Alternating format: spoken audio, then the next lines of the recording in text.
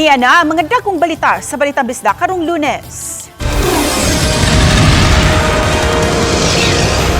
Sakyanan sa usa ka traffic police gipauwanan og bala. Murder suspect patay human matud pa nakigpinusilay sa kapulisan sa San Fernando. Mananagat nga nag-utaw-utaw sa kadagatan na rescue. Kini ang GMA Regional TV Balitang Bisda. Mayong hapon, ako si Cecil Kibod Castro.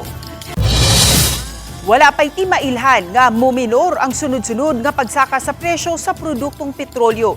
Karong Martes ug mga adlaw, matud sa industry sources, 16 ngadto sa 18 pesos matag litro ang gipaabot nga pag-usbaw sa presyo sa diesel. 9 ngadto sa 11 pesos usab ang gipaabot nga pagsaka sa presyo sa gasolina matag litro. Tungod niini, posibleng moabot na sa 120 pesos o sobra pa ang presyo sa diesel matag litro sa ubang gas station. Ugma pa hinuon sa buntag masayran ang kompletong aumento sa presyo sa mga produktong petrolyo.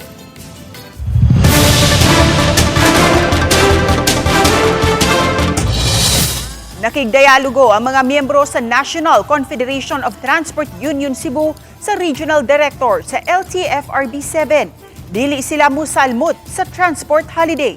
Atong sayran sa live report ni Alan Domingo. Alan?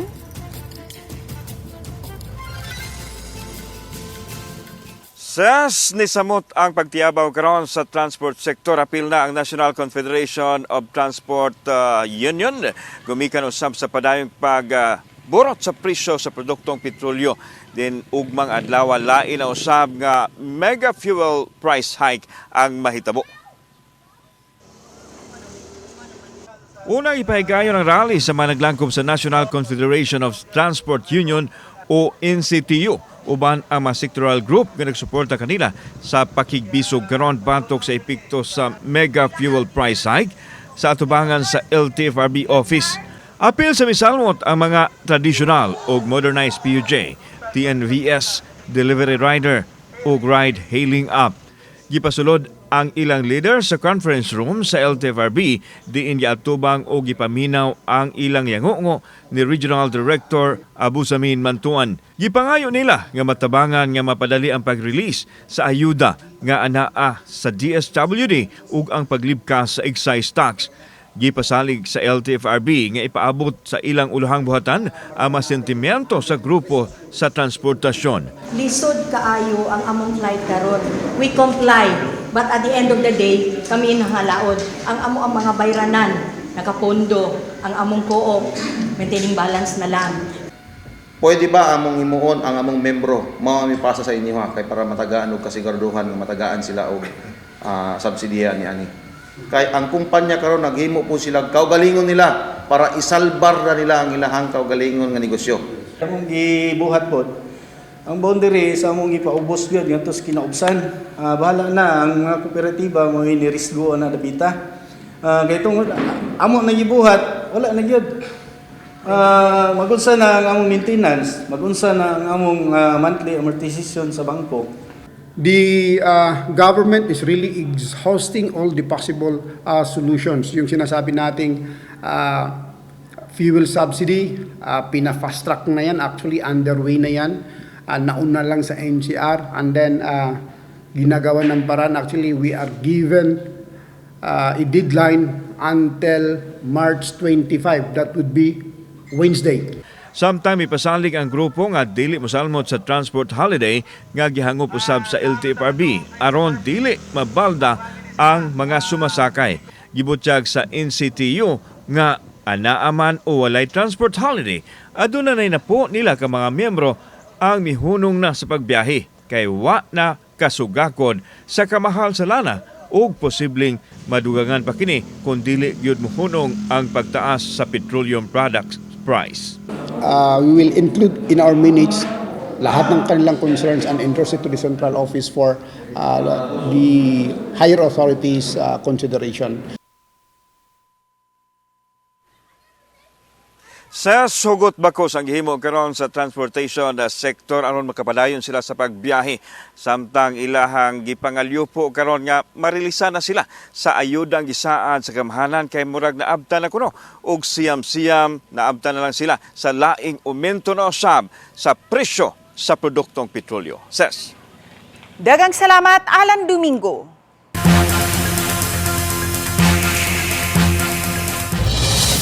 Gikulata ang 42 anyos nga lalaki sa usa ka 25 anyos nga tricycle driver sa Sutungan, Basak, Lapu-Lapu City niadtong Sabado sa buntag. Ang insidente nahuli kang. Si Ruan Mirondina sa report. Sa CCTV sa Basak Command Center, habig sa Kaymituhan, Sudtungan Road, nakita kining usa ka lalaki nga nagbarog daplin sa karsada nga daw may gitawag nga atwa at bang sa karsada. Pipila ka gutlo, may naagi nga tricycle sa lane nga gibarugan sa lalaki ug nilihay kini aron di maigo ang nagbarug nga lalaki.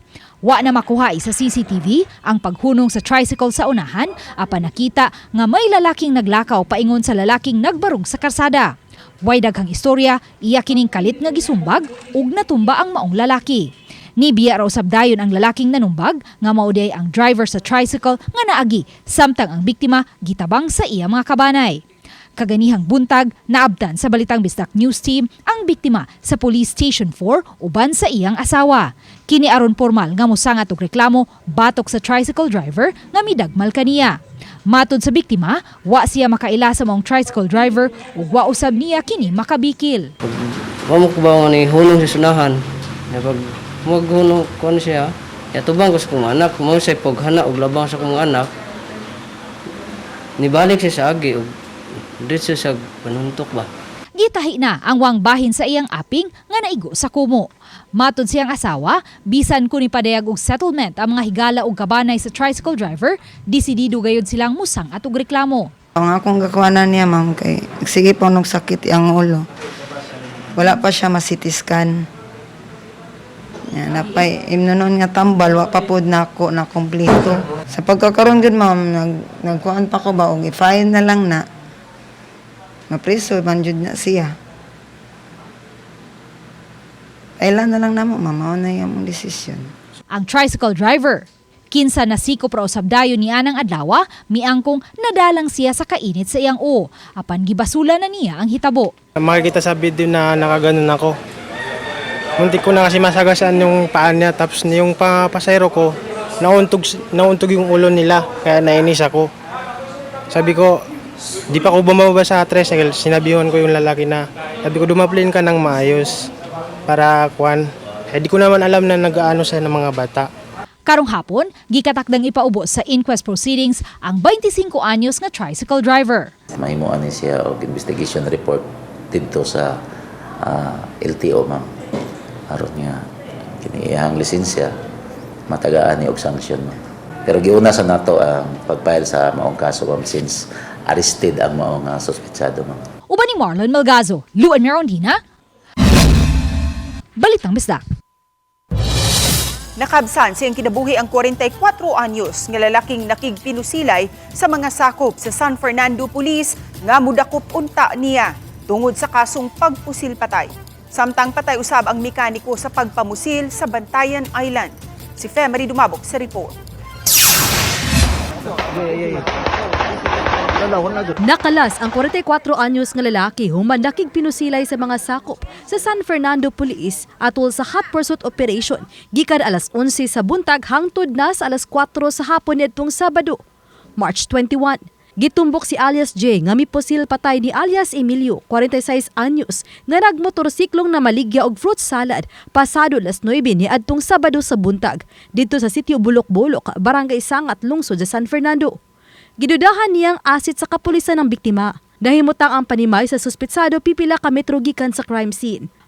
Matod sa hepe sa San Fernando Municipal Police Station, nga giawag ang suspetsado nga mutahan pasado alas 11 netong Sabado sa buntag.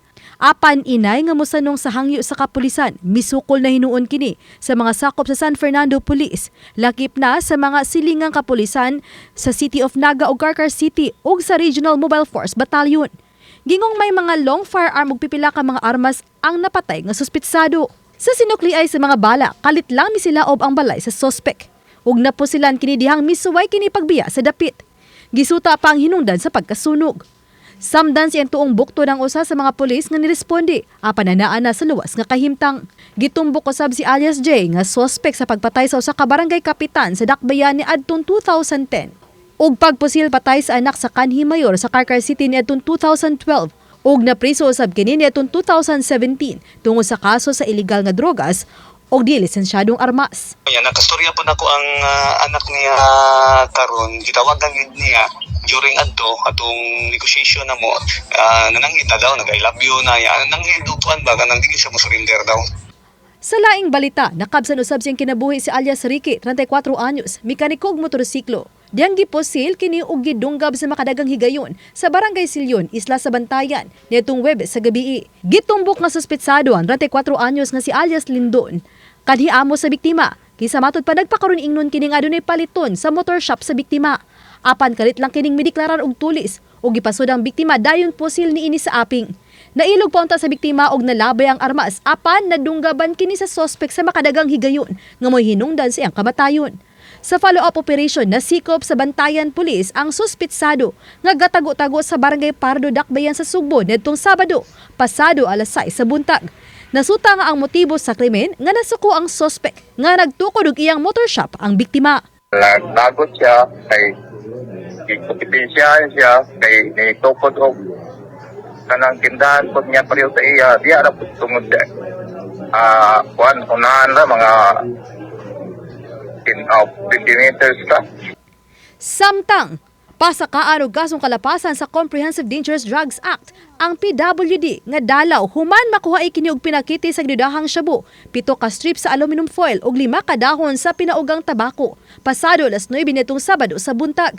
Gitumbok ang 46 anyos nga babaeng PWD nga mitago sa mga kontrabando sa pribadong bahin sa iyang lawas. Dihang mibisita siya sa Mandawi City Jail male dormitory atol sa body search sa usa ka babaeng jail searcher. Gipiko kini og gagmay og giputos og transparent plastic ang mga kontrabando. Duawon unta sa babayang iyang bana nga napriso tungod sa kasong may kalambigitan sa ginadiling drogas. Sa atong facility nga kinahanglan jud nato silang i-search og taman kay ato manggi-prevent nga na mga kontrabando nga makasulod dira sa atong facility, ma'am. So, ina nato ang conduct sa atong searching, ma'am. Oba ni Cleofer Lumayag, Femari Dumabok. Balitang Bisdak. Kini ang GMA Regional TV, Balitang Bisdak.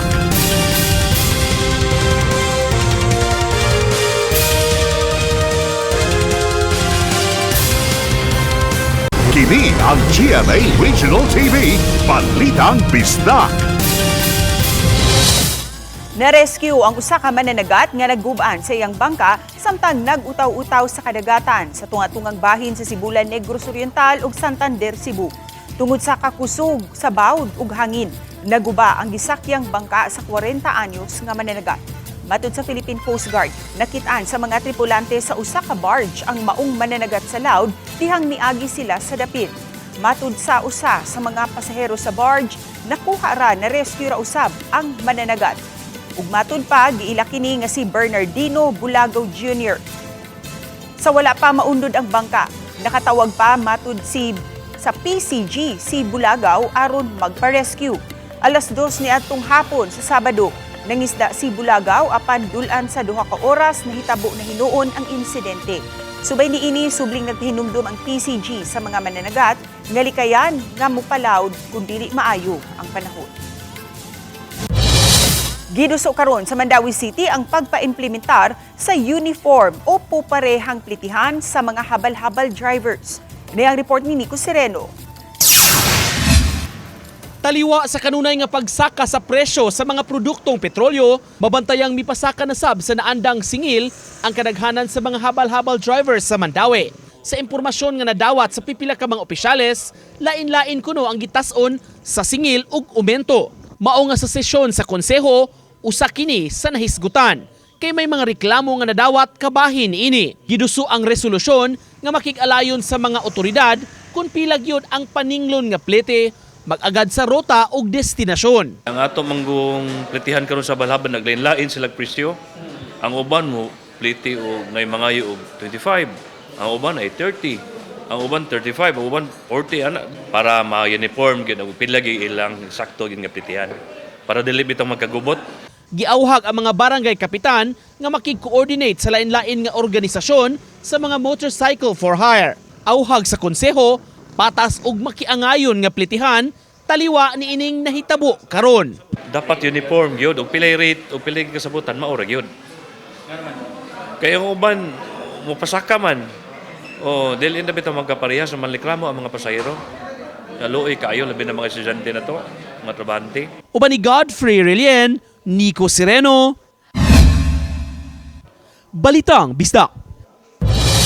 Libreng sakay nga tanyag sa Talisay City LGU alang sa mga residente. Ilabi na alang sa mga trabahante ug estudyante nga mopaingon sa Cebu City gisugdan na kaganang buntag. Napuno-puno gayud ang duha ka mga bus nga girentahan sa Dakbayan nga adunay mga rota gikan Talisay City Hall paingon sa Plaza Independencia ug sa may N. Bacalso haduol sa South Bus Terminal. Adunay dugang tag-upat ka mga pick-up points ang duha ka mga rota.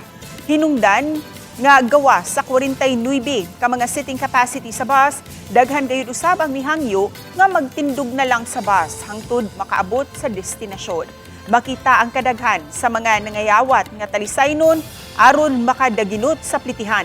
Tungod ni ini, matud ni Talisay City Mayor Samsam Gulyas nga paningkamutan sa Talisay City LGU nga padayunon kini hangtod na sa Abril ug kun padayon pa pagsaka sa presyo sa petrolyo. Giklaro usab sa mayor nga dili sila mamahimong bukompetensya sa mga sakyanang pampasahiruan. Gitunan usab ang pagbutang og libreng sakay atul sa kagabhion. Muhuwat lang ko unsa pay mga feedbacks, especially akong gipatun-an ni Joy kung unsa pay buhaton next week when nanay usa ka bus ug duwa ka L300 per route. But it's something that I have to talk about with GSO, with HR. Kaya ang importante na sa dana karon, we need people who can work during those hours. Wala pa mo patuman og 4-day work week ang Cebu, ang Bugos City Hall. Apan mga pamaagi aron makadaginot og enerhiya o gasolina gipatuman na. Ni ang report ni Fem Rido Mabo. Tungod sa daghan pang giapas nga mga trabaho human sa daghang kadaot nga mugna sa magnitude 6.9 nga linog niadtong September 30 sa niaging tuig sa Dakbayan sa Bugo. Mato ni Bugo City Mayor Mayel Martinez nga nakadesider sila uban sa mga department heads nga di lang mopatuman sa 4-day work week nga paagi sa pag-conserve sa energy taliwa sa mega oil price hike. Apan nagkadayang measure ang ilang gipatuman aron makadaginot sa kuryente ug ang paglimit sa mga biyahe ilabi na kung padung sa Cebu City. Ipapaw lang ko ng aircon during lunchtime and the lights. And then of course katong sa temperature ko no, not more than the 24 degrees Celsius ko no ang aircon and all. We'll really do our best lang siguro. And of course limit mga trips no kanang mga sigig travel padung sa Cebu. Unnecessary ang uban dungano na lang ug nagay mga submissions nga buhaton dungano na lang sila. Samtang regular nga inspection ug monitoring ilang gihimo usab sa Bugo LGU sa mga gasolinahan ug tindahan aron mabantayan kung aduna bay patigayon nga mopahimo sa kahigayunan. Samtang kapin sa 3,000 ka mga tricycle driver sa Bugo City ang gihangyo ni Mayor Mayel nga di lang mopausbaw sa ilang plitihan. Sang gi-review ang amuang plitihan bitaw and then we realized that during COVID di pasaka din mig plitihan and then since COVID wala nami nakapakadaog. So ako silang gipasabot nga since from that time on until now wala man pasaka, there's no reason for us to be increasing fares. Sud na jud kay ma'am kay ina nang bugas mahal na nya mga sudan sa mga bata. Ya kumuusbaw ka ang Maglisod na jud mi. May lagdoon ka pwede ra na mawalakaw pero glayo jud makaahat jud mig sakay niya lisod na kaayo kay ug mamahal. Apan niya usab sa mga tricycle driver nga usbawan lang ang ilang plitihan og bisan 5 pesos. Kung gikan sa 15 pesos nga minimum nga pliti ngadto sa 20 pesos. Dugay-dugay na ba ning usos pa mo 15? Tuod na. Wala pay linog daan ni 15. Danto karon 15 lang yapon yan sakan mong sulina. So yung panawagan isakan pod. Ug mahimo. Nga mi saka mi gamay plitihan og bisag 20 minimum okay ra. Panawagan usab nila nga unta dali nga maabot kanila ang 5,000 pesos nga fuel subsidy alang sa mga tricycle driver gikan sa DSWD. Oba ni Godfrey Relien, Fem Rido Mabo. Balitang Bisdak. Kini ang GMA Regional TV, Balitang Bisdak.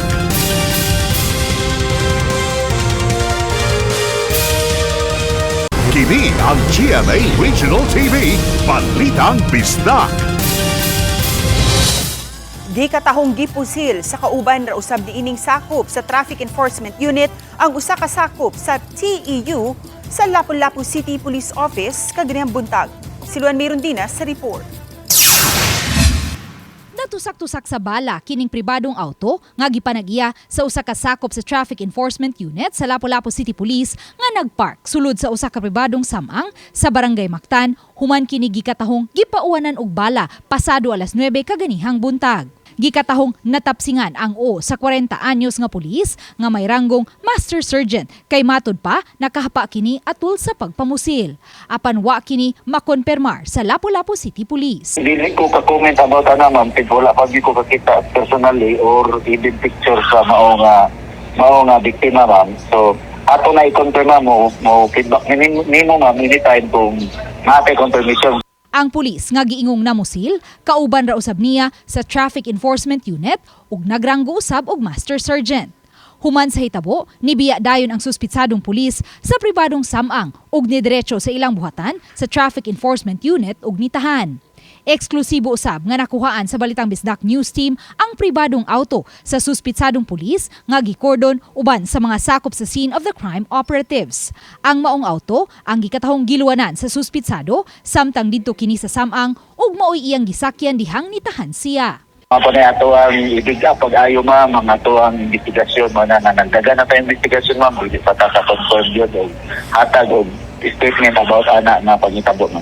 Sa pagkakudlo ning balita, parehong wa pa makuha og habig ang biktimang pulis kinsa gipaubos na karon sa restricted custody ug ang suspitsadong pulis kinsa gikonsiderar na karon nga arestado.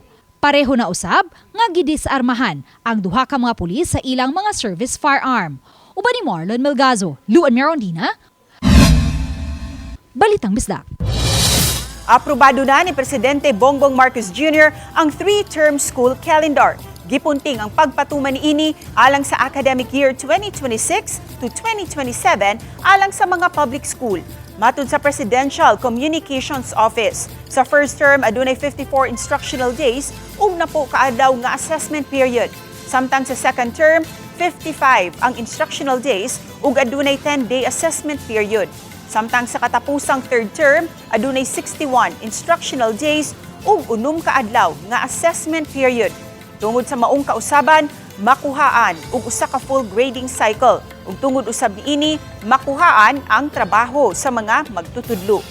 Angayang magpabilin ang 180-day contact period kali sa mga magtutudlo ug mga tinun-an niini. Sa ipagawas unya nga school calendar sa Department of Education, ang first term magsugod sa Hunyo hangtod Setyembre. Setyembre hangtod Disyembre usab ang second term ug gikan Enero hangtod Marso ang katapusan o third term.